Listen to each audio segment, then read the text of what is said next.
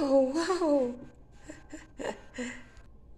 Dalawang flavor kasi ito. Ito pandesal. Ito may palaman na cheese.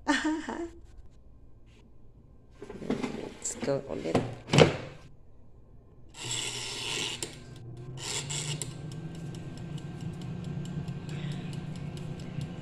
So, luto na siya.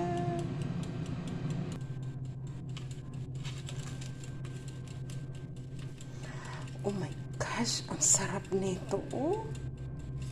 Naku, sarap. So guys, dalawang klase yung ginawa ko. Pinalamanan ko ng cheese. Ito.